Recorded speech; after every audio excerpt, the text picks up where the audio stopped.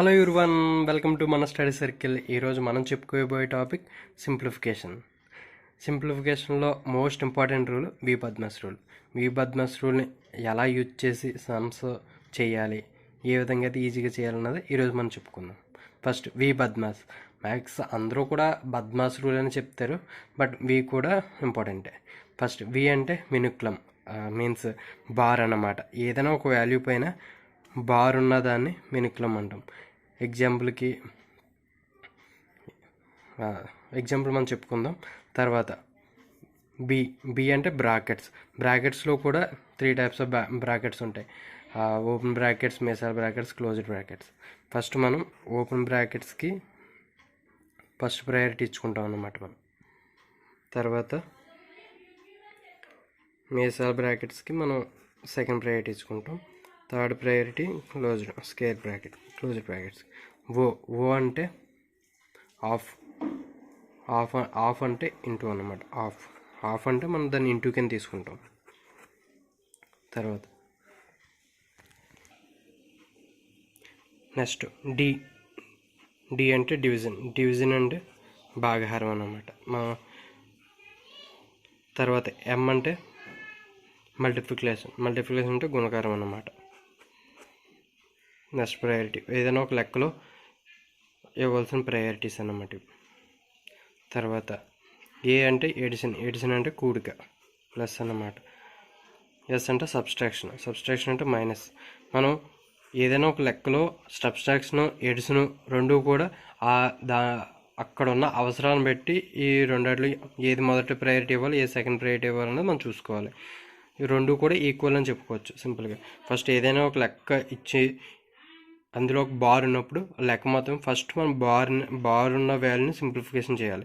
తర్వాత brackets, first open brackets, తర్వాత మెసాల్ brackets, తర్వాత ఈ బ్రాకెట్స్లో మనం సింప్లిఫికేషన్ చేయాలన్నమాట.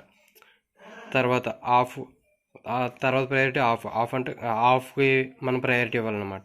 తర్వాత డివిజన్కి మనం తర్వాత ప్రయారిటీ ఇవ్వాలి. తర్వాత మల్టిప్లికేషన్కి తర్వాత ప్రయారిటీ ఇవ్వాలి. తర్వాత కూడికి మనం తర్వాత ప్రయారిటీ ఇవ్వాలి. తర్వాత సబ్స్ట్రాక్షన్కి లాస్ట్ ప్రయారిటీ. మీన్స్ ఈ రెండు కూడా ఈక్వల్ ప్రయారిటీ అన్నమాట. నెక్స్ట్ ఒక ఎగ్జాంపుల్ చూద్దాం. వీటిని ఏ విధంగా యూజ్ చేస్తామన్నది ఒక ఎగ్జాంపుల్ మనం చూద్దాం. ఇది లెక్క అన్నమాట. 10 మైనస్ క్లోజ్డ్ బ్రాకెట్, 6 మైనస్ మెసాల్ bracket, 7 minus open bracket, 6 minus 8 minus 5 పవర్లో బార్ ఉందన్నమాట. ఫస్ట్ మనం ఇందాక చెప్పుకున్నట్టే ముందు మనం అలవాటు అవుతే స్పీడ్గా చేయొచ్చు. కాంపిటేటివ్ ఎగ్జామ్లో ఇంత స్లో చేస్తే అవ్వదు. 6 మైనస్ మెసాల్ బ్రాకెట్, 7 మైనస్ 6. ముందు మన బార్లో ఉన్న వాల్యూస్ మనం క్లియర్ చేసుకుందాం. 8 మైనస్ 5 3 అన్నమాట. నేను ప్రతి స్టెప్ బై స్టెప్ రాస్తున్నాను, మామూలుగా అంటే అవసరం లేదు, ఈజీగా చేసేచ్చండి.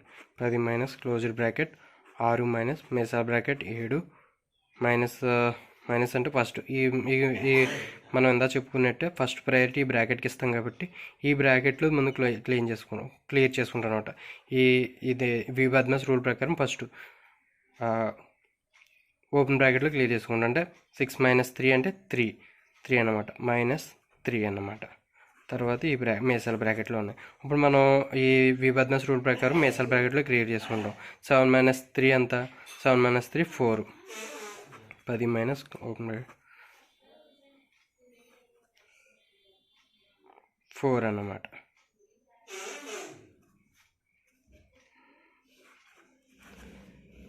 మైనస్ తర్వాత 6 మైనస్ 4 అంటే 2 అన్నమాట. 10 2 అంటే ప్లస్ 2 ఇంటూ మైనస్ అంటే -2, ఆన్సర్ 8.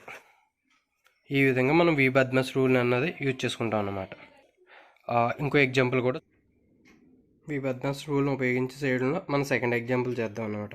ఫస్ట్ ఈ మిశ్రమాన్ని నార్మల్గా మార్చేసుకుందాం. 4 5 20 ప్లస్ 1 21/4. డివైడెడ్ బై మనం ఎప్పుడు కూడా విబద్మస్ రూల్ని ఎక్కడైతే వదిలేస్తామో అక్కడ ఆటోమేటిక్గా మన ఆన్సర్ మారిపోయి రాంగ్ ఆన్సర్ వచ్చేస్తానమాట. హాఫ్ 45/24. విబద్మస్ రూల్ ప్రకారం ఫస్ట్ బార్లో ఉన్న వాల్యూని మనం సింప్లిఫై చేయాలి. అంటే 2/3 ప్లస్ 5/6 హాఫ్ అంటే ఇంటూ 2/5.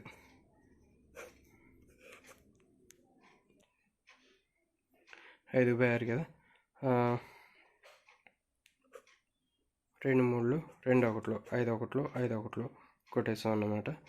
ఇప్పుడు 21/4 divided by 3/7 half bracket 45/24 minus 2/3 plus 1/3. ఇది మనం ఈ పార్ట్ తర్వాత రాసుకున్నాం. ఇప్పుడు ఏం ప్రతి దానికే రాయవసరం లేదు కదా. హాఫ్ 45/24. దీన్ని మా ఫ్రాక్షన్స్ అందరికీ మినిమం ఐడియా ఉండి ఉంటుంది. మైనస్ ఇది 3, 2 + 1 3 అంటే 1 అన్నమాట. అంటే హాఫ్ 45/24 మైనస్ 1. ఇప్పుడు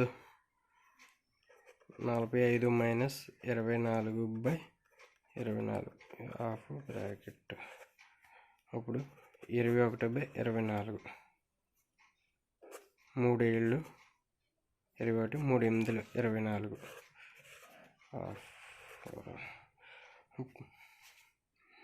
మనం ఇక్కడ పైది కూడా ఇక్కడ రాసుకుందాం, నీట్గా మనకు అర్థమవుతుంది. 24 డివైడెడ్ బై 3/7. ఓకే, 3/7 కదా. 21/4 డివైడెడ్ బై 3/7 హాఫ్ అంటే ఇంటూ 7/8.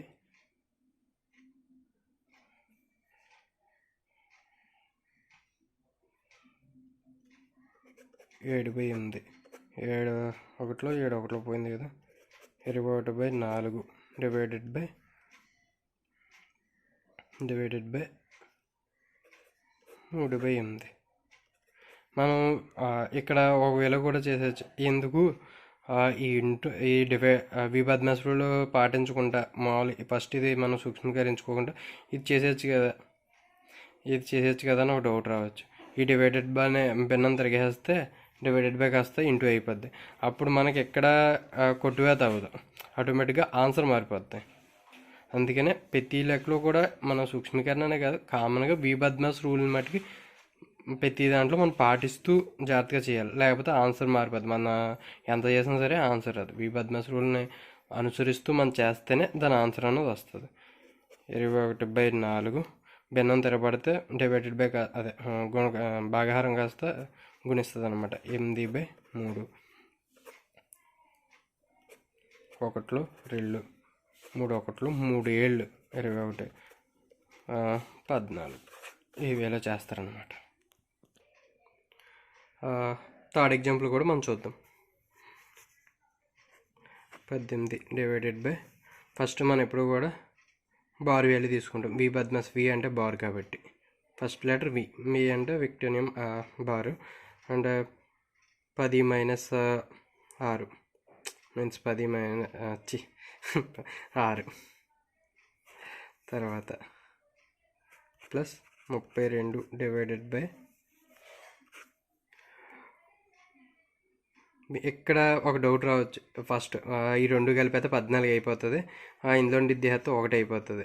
అలా చేస్తే మనం విబద్మస్ రూల్ పాటించాలి. ఫస్ట్ మనం విబద్మస్ రూల్ ప్రకారం ఫస్ట్ ఓపెన్ బ్రాకెట్లో వాల్యూ మనం చేసుకోవాలి.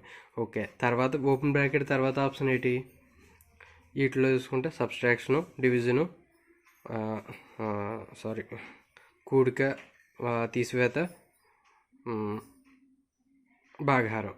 ఈ మూడాటిలో కూడా ఫస్ట్ ప్రయారిటీ మనం భాగహారానికి ఇస్తాం. భాగహారానికి ఇచ్చినప్పుడు 4 + 5 అన్నమాట. అంతేగాని ఈ రెండు కూడైతే 14 అయిపోద్ది కదా. 14/2 7 -1 అలా చేస్తే ఆటోమేటిక్గా ఆన్సర్ మారిపోద్ది. అందుకే మనం ఇప్పుడు కూడా ఇందులో విబద్మస్ రూల్ మనం పక్కాగా ఫాలో అవ్వాలన్నమాట. ఇప్పుడు ఎంత 9 అంటే 8 18 divided by 6 plus 32 divided by 8. అదే ఈ ఆన్సర్ రాకుండా వి పద్మశ్రుడిని పాటించకుండా ఈ 14 ఇందులో ఒకటి తీసేసిన -1 అయిపోద్ది, ఆటోమేటిక్గా వాల్యూ మారిపోద్ది. లేదు 13 వచ్చినా ఇక్కడ ఆటోమేటిక్గా ఆన్సర్ మీన్స్ 8 రాకుండా 13 వస్తుంది, అప్పుడన్నా ఆన్సర్ మారిపోద్ది. అప్పుడు 18/6 ప్లస్ 32/8, 6 3 6 1 6 3 8 1 8 4 3 + 4 7 అన్నమాట. ఇవేలా చేయాలి అంటే దీన్ని బట్టి మనకు అర్థమైంది ఏంటి, ప్రతి లెక్కలో కూడా వి పద్మశ్రుడు అన్నది మనం పాటించడం అన్నది మ్యాండేటరీ థింగ్ అన్నమాట. ఎప్పుడైతే మనం దాన్ని పాటించమో ఆటోమేటిక్గా మన వాల్యూ మారిపోద్ది.